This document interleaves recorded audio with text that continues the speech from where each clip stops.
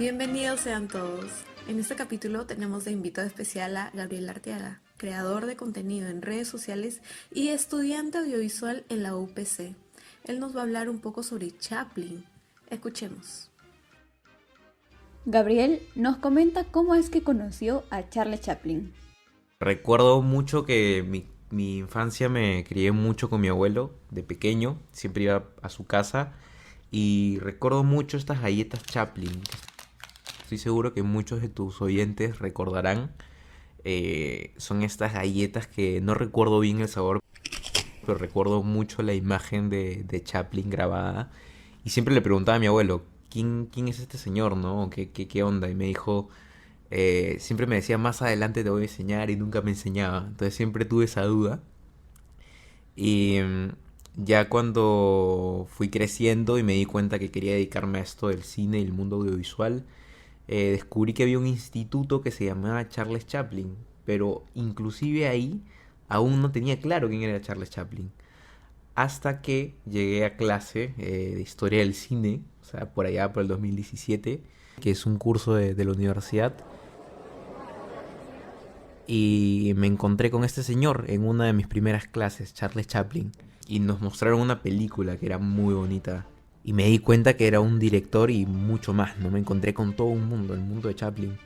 Y ahí fue donde lo conocí. Gabriel conoció a Charles Chaplin en la universidad, acerca de su trabajo y de sus obras, pero hubo una película en especial que lo impactó. Lo vi, como comenté, en Historia del Cine y me enamoró la manera de contar con tan poco, porque en ese momento me imagino que no tienen los recursos que tienen ahora que les gustaría tener. Y me ayudó a apreciar mucho lo visual, ¿no? La primera película que vi fue The Kid. The Kid es una de las películas más bonitas y la primera que me ha hecho llorar en un gran tiempo. Es una historia sobre una persona y un niño que no tienen los recursos suficientes para mantenerse, pero aún así se mantiene la felicidad. Para ese entonces, para mí me parecía súper innovador. Y sobre todo para la época en la que fue grabada, la cual los efectos especiales incluso eran tan innovadores que claro, venía de un mundo donde veíamos Transformers, Rápidos y Furiosos, como cualquier cosa y decíamos, wow, qué chévere, pero ver y remontarnos al pasado y ver cómo comenzó todo esto es increíble. Inclusive si retrocedemos más atrás, ¿no? Con Méliès es una locura, pero centrándonos en Chaplin, a mí me ayudó a apreciar lo visual en lo máximo, la máxima expresión posible. Gabriel nos habla de cómo Chaplin utiliza la comedia para contar historias. Y Chaplin toca sus temas muy a la ligera y a la vez no. O sea, usa la comedia, pero tiene ese toque de sentimiento de drama que a todos nos encanta, ¿no? A mí, bueno, claro, más que risa, en cierta parte de aquí me dio pena. Pero esa torpeza que él maneja, los movimientos, es como este término que se llama slapstick. No sé si lo habrán escuchado. A continuación, Gabriel nos explica qué es el slapstick. Bueno, el slapstick básicamente es la comedia física. Es como usar estos recursos en acciones y en el cuerpo, en lo visual para poder hacerte reír. Que en ese tiempo era muy de usarse, ¿no? Inclusive ahora un poco menos. Pero sí, o sea, es usar básicamente la comedia física, el caerte, golpearte de cara, y que la gente se ría de eso, ¿no? Y en ese tiempo era algo innovador totalmente. Inclusive más adelante que vamos a poder hablar de esto, se da. Hay una gran influencia más adelante.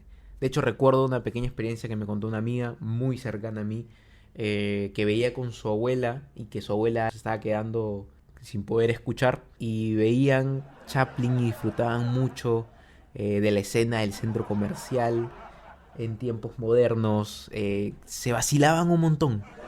Y de hecho es eso, ¿no? El slapstick, podemos divertirnos.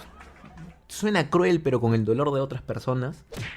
Y bueno, recalcando también que no había que contar chistes así como ahora, ¿no? O sea, hay una similitud con los payasos increíble en ese tiempo. Gabriel se cuestiona acerca de Chaplin y sus influencias. A mí me surgió una duda como hace un tiempo atrás de qué fue primero, así como el huevo y la gallina. ¿Qué fue primero? ¿Chaplin con esto del slapstick y tal? ¿O los payasos? Les doy un par de segundos ahí para que respondan a la audiencia. Bueno, fueron los payasos. En base a lo que me han informado es que Charles Chaplin tuvo una gran inspiración de un payaso incluso que había en esa época, que se llamaba Marcelino, si no me equivoco. Entonces, el slapstick era más que nada una comedia realizada por los movimientos corporales más que por un guión. Por ende, lo que se requería era realizar una especie de coreografía para poder pautear la comedia que se quería transmitir, y no precisamente un guión. Ahora, Gabriel nos habla acerca del rol que cumplía Chaplin dentro de todas sus producciones. Chaplin era un perfeccionista, y te lo pinto así porque el tipo era guionista, editor, actor, era todo en uno. El tipo tenía múltiples trabajos, y eso te lo digo también porque me imagino que para generar comedia y para que ciertas tomas den risa debe haber tomado un montón de tiempo. O sea, nosotros mismos cuando empezamos a grabar nuestros primeros cortos, evidentemente no nos sale toda la primera. Imagínate este tipo. Este tipo ha tenido que grabar tranquilamente 100 veces cómo se caía.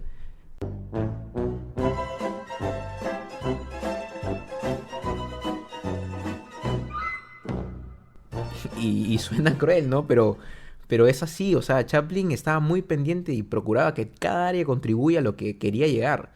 Y debió ser súper intenso con la llegada del sonido.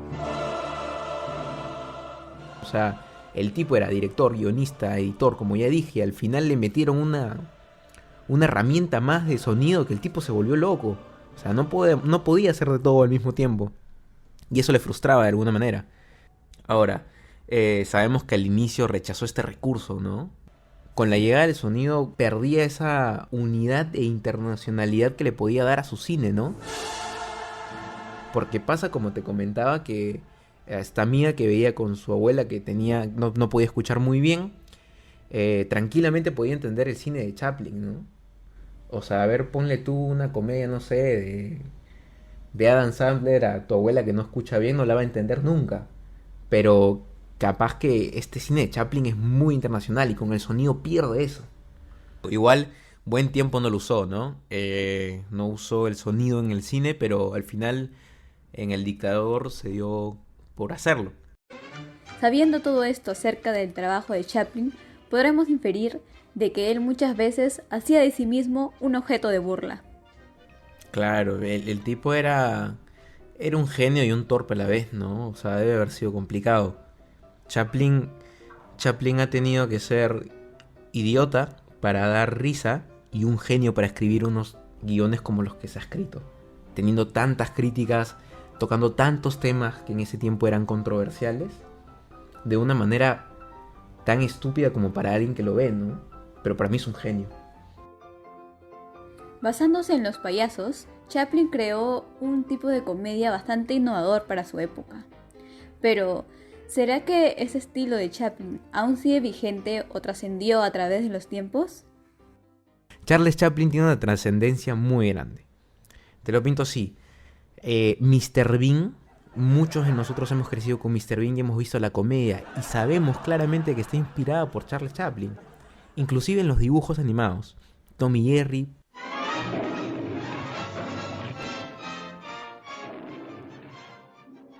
La Pantera Rosa.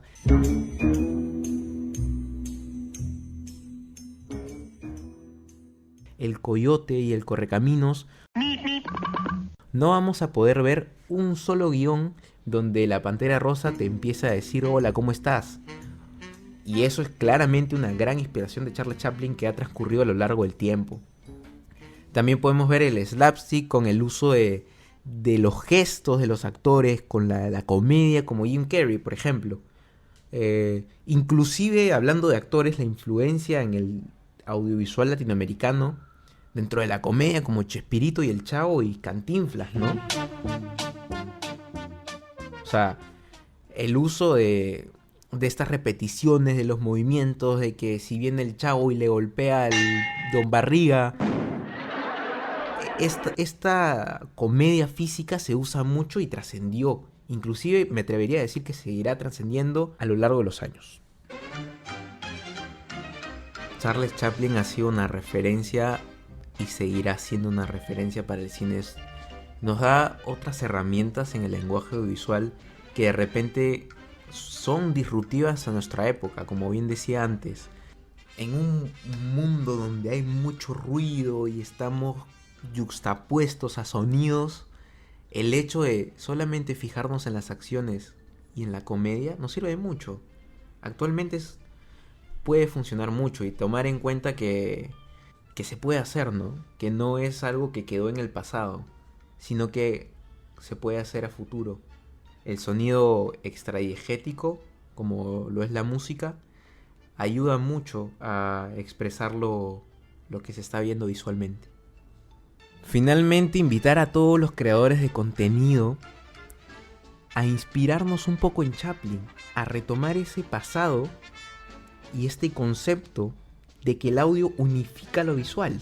Es complementario totalmente y que con solamente lo que estamos viendo podemos complementar. Y tomar eso de referencia, ¿no? Tomar siempre en cuenta lo extradiegético como complementario de lo visual.